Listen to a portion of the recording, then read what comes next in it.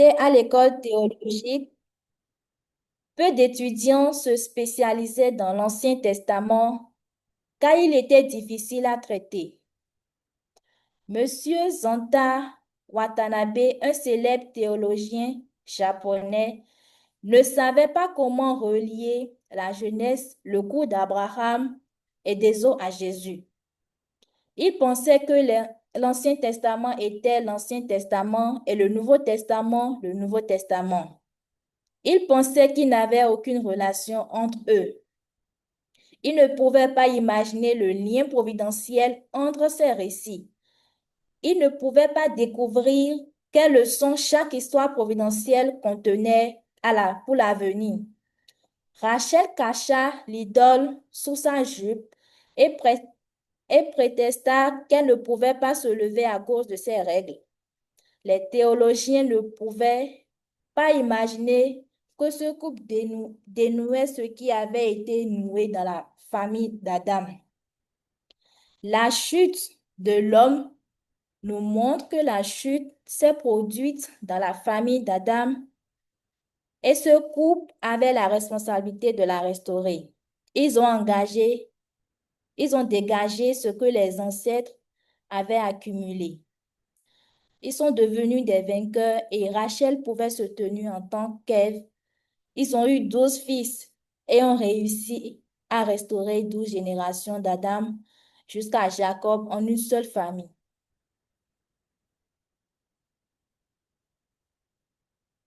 La providence de Dieu ne peut réussir sans l'accomplissement de l'homme. Ce parcours nous indique que la providence de Dieu ne peut s'accomplir que si l'homme assume sa responsabilité. À travers les exemples d'Abraham, d'Isaac et de Jacob, nous voyons que Dieu choisit une autre personne si la précédente échoue. Nous voyons aussi que notre échec peut être compensé par une petite condition et que nous pouvons hériter de toute l'histoire en nous tenant sur le fondement établi par les réussites des ancêtres. Mais si nous échouons dans ces circonstances, nous devons payer une grande condition d'indemnité. Dans le parcours de Jacob, la séparation du bien et du mal est la leçon la plus importante. Jacob et Ésaü se sont affrontés pendant 21 ans, se tenant dans la position de la famille d'Adam. Nous pouvons en tirer nous pouvons en tirer une leçon et voir à quel point la pensée de la séparation vivait en Jacob. Amos 3,7 dit que Dieu commence sa providence après avoir révélé son secret. Il établit toujours sa providence après une prophétie. Il agit après avoir révélé son secret à travers ses serviteurs ou prophètes. Il a révélé symboliquement tous les secrets centrés sur Jacob afin que cette parole se réalise. Moïse, en tant que représentant du peuple, devait suivre le parcours image en prenant le parcours symbolique de Jacob comme modèle. Ensuite, Jésus devait marcher sur le parcours substantiel. Avant tout, Dieu doit vaincre Satan. Sans cette victoire, les personnes centrées sur Dieu ne peuvent pas gagner. Par conséquent, Dieu doit soumettre Satan. Excusez, avant tout, Dieu doit vaincre Satan. Sans cette victoire, les personnes centrées sur Dieu ne peuvent pas gagner. Par conséquent, Dieu doit soumettre Satan. Sinon, le Messie ne peut pas gagner. Le Messie doit ouvrir la voie pour sauver les enfants. La responsabilité du Créateur, celle d'Adam et celle des enfants, s'achève ainsi.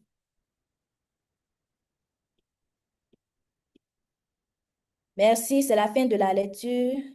Ovationnons avant de recevoir la lecture.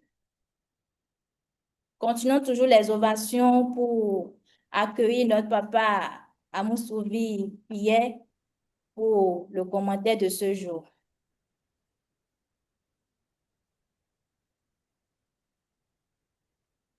Bonjour, chère famille. Bonjour, leader national, conseiller et à tous les leaders présents ici. Comme je vous l'ai souvent dit, c'est une occasion non seulement d'honneur qui échoit à chacun de nous, appelé ici pour apporter notre contribution à l'édification du royaume de Dieu auquel nous sommes tous en train de lutter continuellement. Dans cette partie qui vient d'être présentée, nous pouvons retenir pour quand même garder une compréhension sérieuse de ce que c'est que la vie de foi. Il y a 4 points. Le premier point, c'est que il est très difficile pour l'homme d'utiliser son intelligence et sa connaissance pour forger son destin, forger son avenir. Ce monde est rempli de recherches, de connaissances intellectuelles de très, très haut niveau et de très haute qualité. Et pourtant, nous n'arrivons pas à façonner notre avenir. Personne n'arrive à façonner l'avenir, ni individuellement, ni collectivement, de la manière dont nous l'aurions voulu. Notre vie nous échappe et l'avenir nous échappe.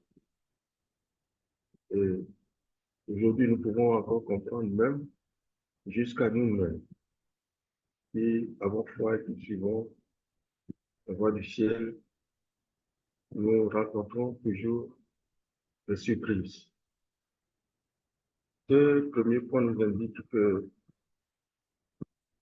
l'histoire est mue par une autre énergie plus consciente que nous et qui donne la direction. Et tant que nous n'allons pas nous unir à cette énergie consciente, nous préférons ici l'appeler déjà par le parent céleste, tant que nous n'allons pas nous rendre conscients de ce travail intérieur de guider l'humanité, nos actions vers un avenir, nous n'allons pas pouvoir réussir. Et nous sommes dans la confusion, nous ne comprenons pas aussi où nous allons vraiment. C'est le premier point. Il y a un historien, un des seuls qui a pu donner ce point de vue de l'interprétation de l'histoire. Il a compris que toutes les générations qui ont existé avant nous ont toujours essayé d'améliorer leur vie, d'améliorer le futur, mais nous ne sommes jamais parvenus. Comme s'il y avait une autre force qui leur arrachait le volant de la conduite de leur existence. Effectivement, il y a une force, il y a ce que nous avons appris comme étant Dieu, il y a ce que nous comprenons aujourd'hui par les parents célestes. Le deuxième point, c'est que ceux qui ont essayé d'interpréter l'histoire à travers surtout les récits bibliques, ils ne sont pas aussi arrivés simplement à comprendre d'où vient cette énergie, vers où se dirige sa conscience et comment le suivre. Je crois que pour nous aussi, c'est pareil. Il faut noter cela, c'est pareil.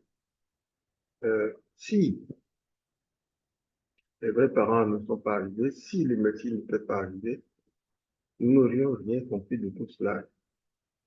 Mais heureusement, aujourd'hui, à travers notre intellect, nous sommes arrivés à comprendre clairement qu'il y a un problème de famille qui s'est posé depuis l'origine et qui a essayé, est en cours d'essai de réparation continuellement à travers la famille de Noé, à travers la famille d'Abraham, et Jacob, etc. Cela prouve que l'origine a eu un problème, qu'il y a eu effectivement un problème de famille, même si le deuxième chapitre semble être mythique, et que c'est tellement si longtemps on ne peut pas comprendre dans notre cœur, tout est clair que à travers même déjà les récits bibliques, tout est parti de la famille, tout est parti d'Adam et Ève. Euh, dans cela, on dirait que l'énergie première, la conscience universelle seule, ne peut pas changer les choses, ne peut pas réaliser l'idéal qu'il poursuit. Il a besoin nécessairement de la responsabilité, de l'intervention humaine, une intervention sincère et très très sérieuse dans la remise des choses en place.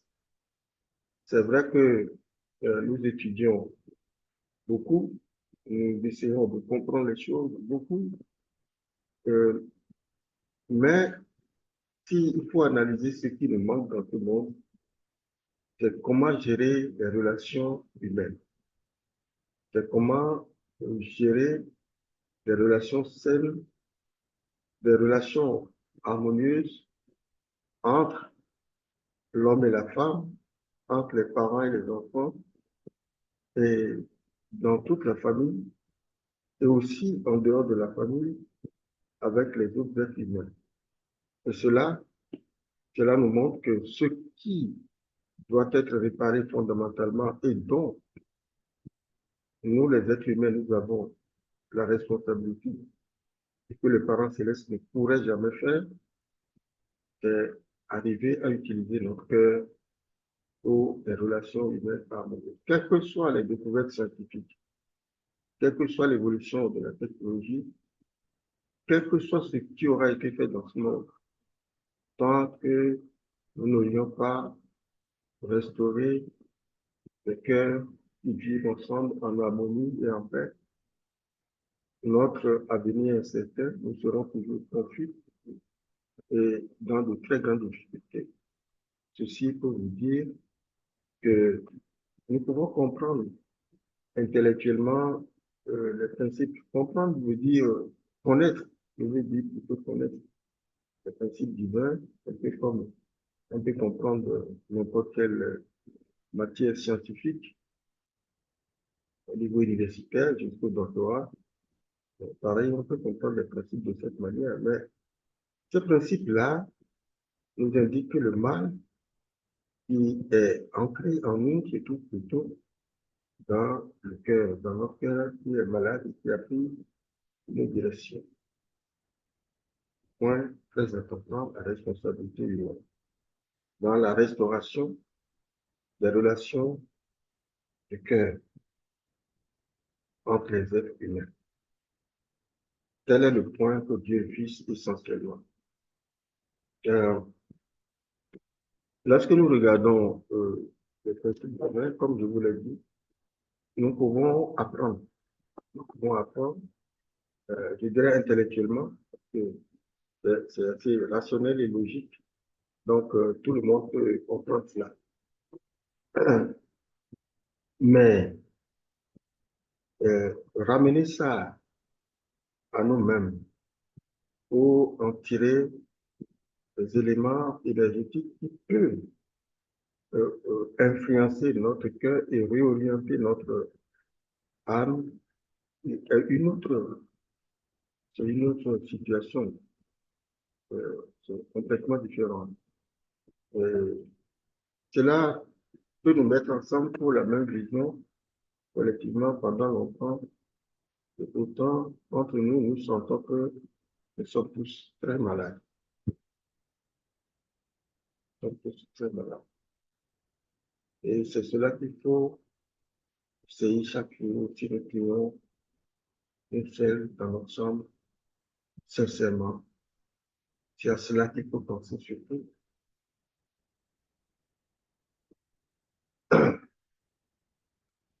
Ce monde n'attend pas notre intelligence supérieure. Ce monde n'attend pas que nous soyons, nous leur offrions plus d'intelligence. Ils ont passé dans tout cela. Ils ont fait toutes ces expériences. Ils sont allés au-delà même de la terre pour aller chercher l'ordre, la discipline, le rationalisme. Ils ont cherché tout cela. Je ne crois pas que c'est cela qui nous appelle. Ce qui nous appelle, c'est que toute cette harmonie que nous lisons dans l'univers s'intègre à notre cœur.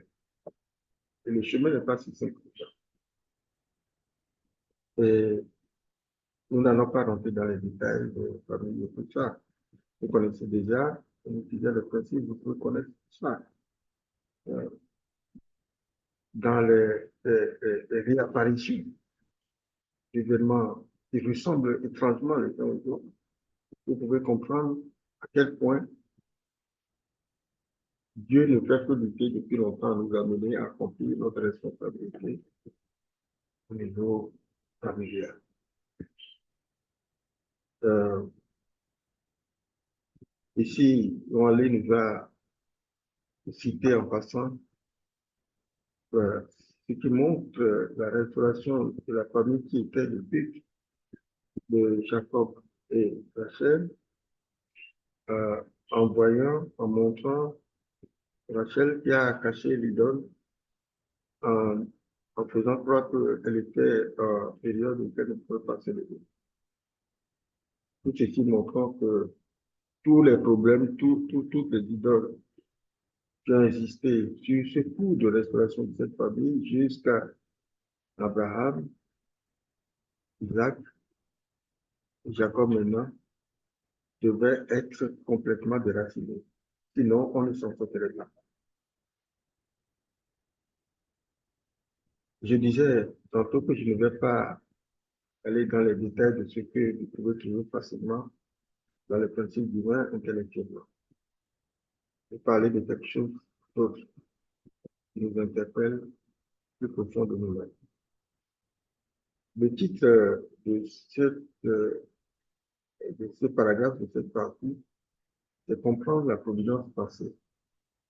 Je voudrais que nous fassions un peu attention entre comprendre et connaître. Connaître la providence passée, oui, on connaît intellectuellement, c'est ça. Mais comprendre, cela veut dire que nous le ressentons nous-mêmes comme si c'est nous-mêmes qui sommes concernés. Donc, faites attention à toutes ces personnes impliquées dans l'accomplissement de leurs responsabilités, c'est ceux qui sentaient. Leur cœur était en feu, leur esprit était alerte. Comme nous ne pouvons pas l'imaginer simplement par la connaissance. Imaginez elle, dans son erreur, imaginez Adam, imaginez cette famille. Imaginez l'état de leur cœur, de leur âme.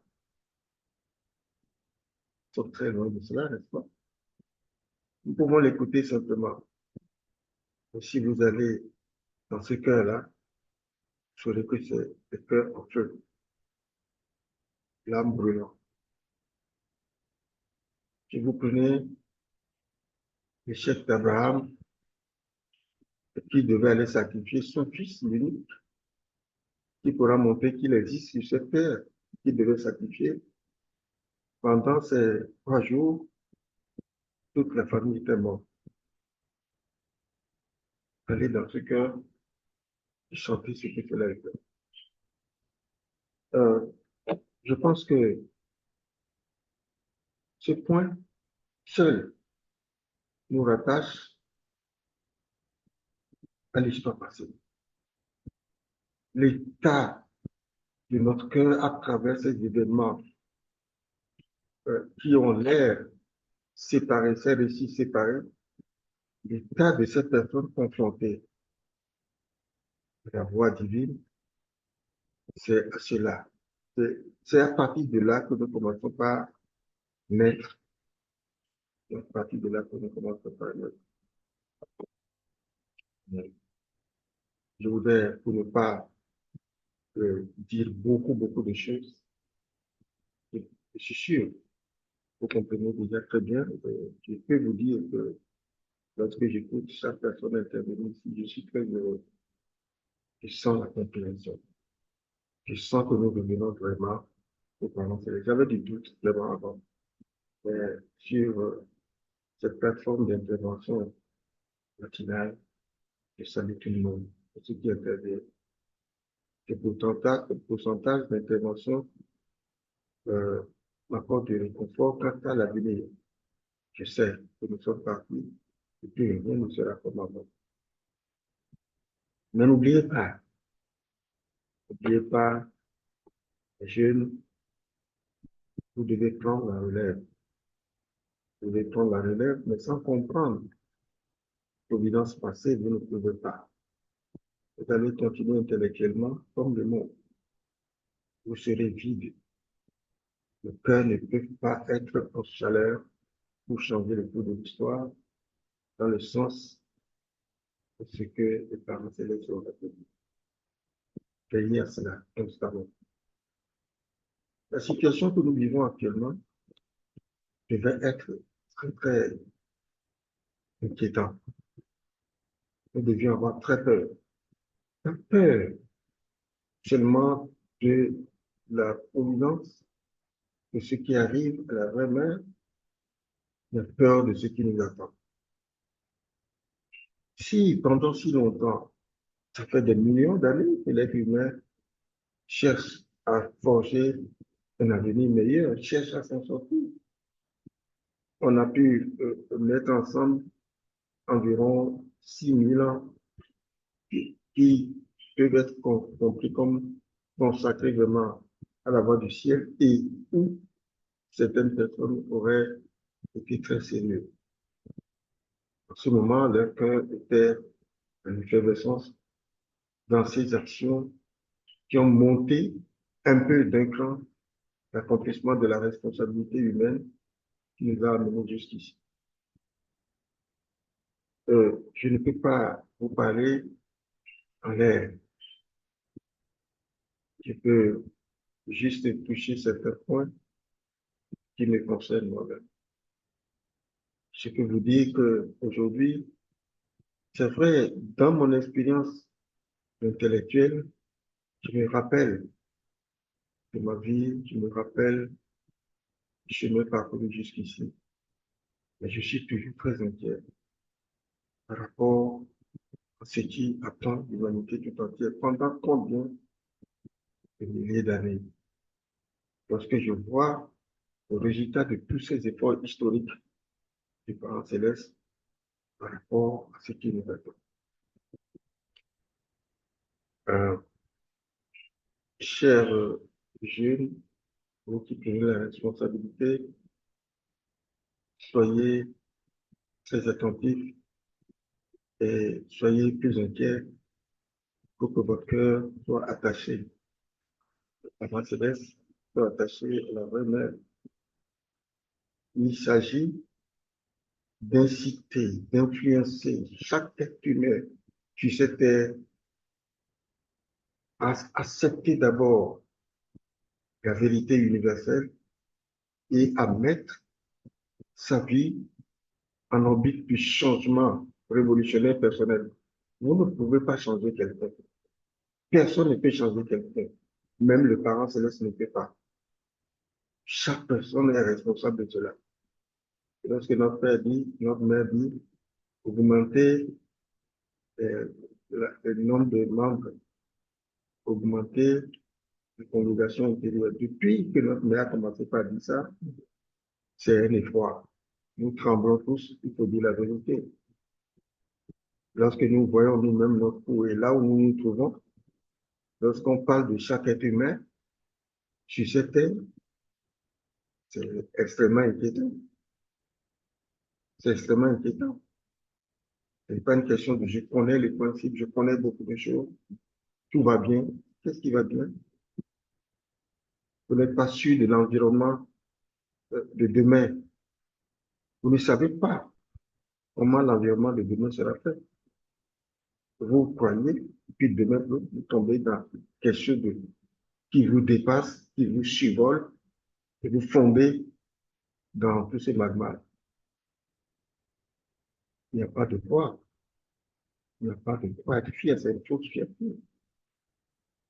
Il faut être très conscient pour être proche du cœur de Dieu. Dieu a établi les règles de l'univers, ne peut jamais les changer. C'est pour cela qu'il est Dieu. Il les respecte lui-même. La manière dont il doit s'engendrer et continuellement jusqu'à l'infini, c'est lui qui l'a établi. Il ne peut pas les changer. Donc, chaque être humain qui naît, c'est pour lui un nouvel enfant, c'est un nouvel Adam. Chaque fille qui naît, c'est une nouvelle Ève. Il est angoissé de l'environnement dans lequel ce nouvel petit Adam est tombé actuellement, de l'environnement social dans lequel sa petite fille Ève est tombée aujourd'hui et continuellement. Où voulez-vous que le cœur angoissé et brûlant, chaud de Dieu, où ça va être? Vers toutes ces personnes que nous croyons être des personnes, peut-être nous les jugeons de mauvais, ils ne connaissent pas Dieu, ils ne connaissent pas le principe. Dieu se trouve où exactement? Le cœur de Dieu se trouve où? Vers chaque cœur de l'être humain. Il sait que ce sont ces enfants, engendrés par lui, qui ont été affectés par la pluie du péché, qui sont venus. Mais ce sont des enfants de Dieu. Il faut leur donner des instruments de se prendre en charge et de faire un effort de revenir à leurs parents. Et tout le monde doit le faire. Alors vous pouvez comprendre le cœur de notre mère, là où elle est allée. Elle ne voit pas les choses comme nous, du tout, du tout. Nous pensons, nous sommes avec les vrais parents, nous avons le monde à main, nous avons l'avenir à main. C'est ce que nous constatons aujourd'hui, vraiment. Et la seule chose qu'elle nous dit est prier pour le développement des membres, prier pour notre organisation, prier pour votre famille, prier pour vous-même pour devenir de vrais enfants de Dieu.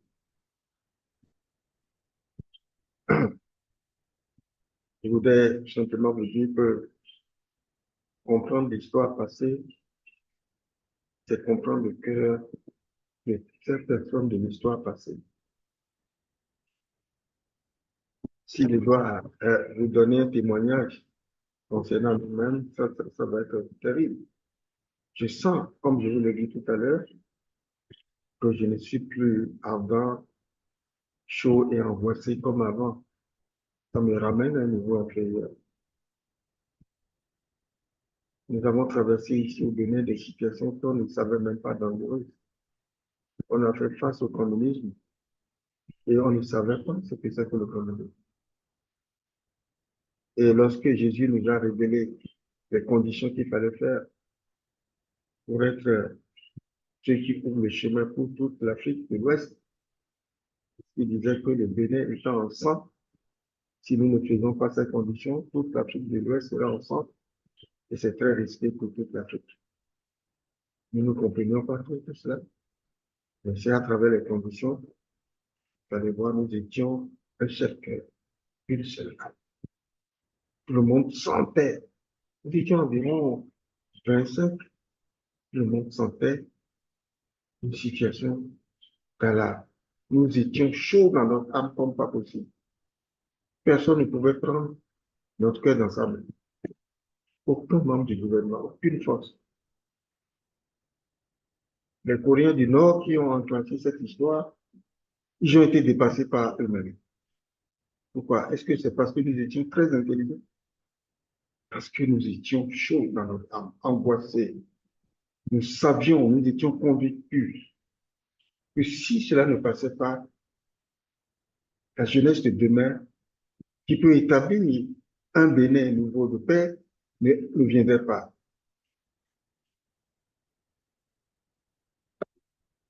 Et j'ai baissé cette chaleur, cette angoisse permanente qui m'animait en ce moment, parce que vraiment je dois le reconnaître.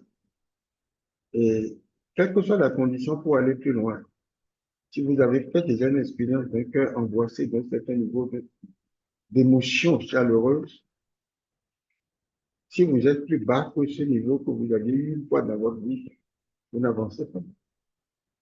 Dieu ne pourra pas vous utiliser. Il sait que vous êtes en dessous de ce que vous avez senti dans votre existence comme crucial. Donc, s'il vous plaît, si vous avez atteint ce niveau une fois, priez pour retrouver tout le temps ce niveau. Sinon, Dieu n'a pas confiance en vous.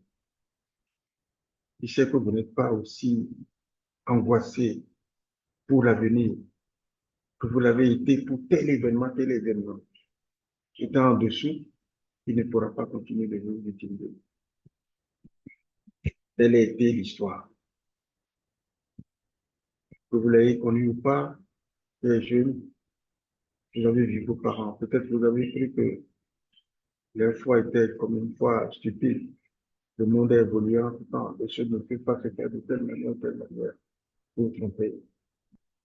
Si vous les avez connus dans ce qui brûlait dans leur cœur en ce moment, vous gérez une vie misérable, mettant tout en œuvre pour que vous soyez une deuxième génération, une troisième génération. Si vous pouviez aller sentir tout cela, vous sauriez que c'est ce que Dieu a cherché tout le temps. Si vous pouviez comprendre cela, vous verriez compris la présidence du passé.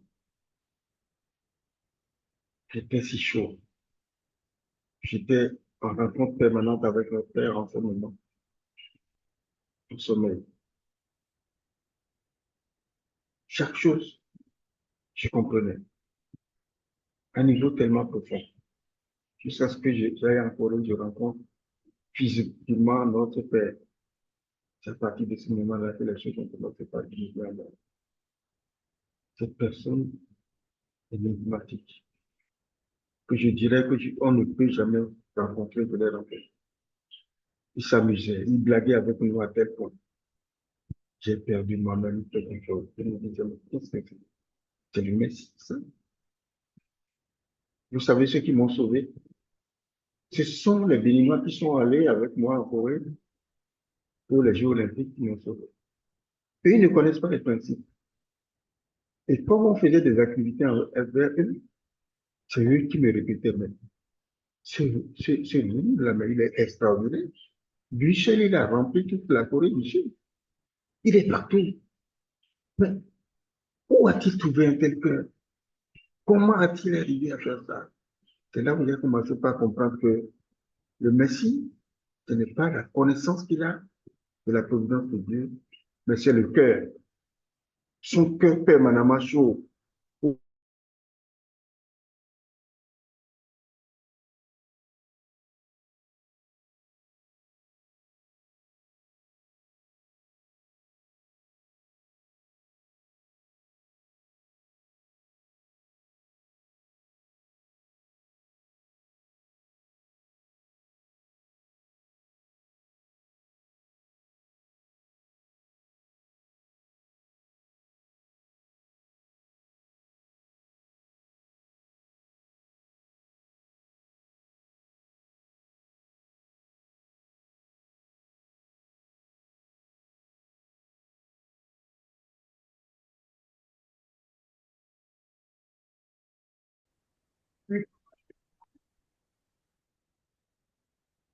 Merci, je suis revenu. Je vous remercie. Ça suffit pour aujourd'hui. Agréable journée.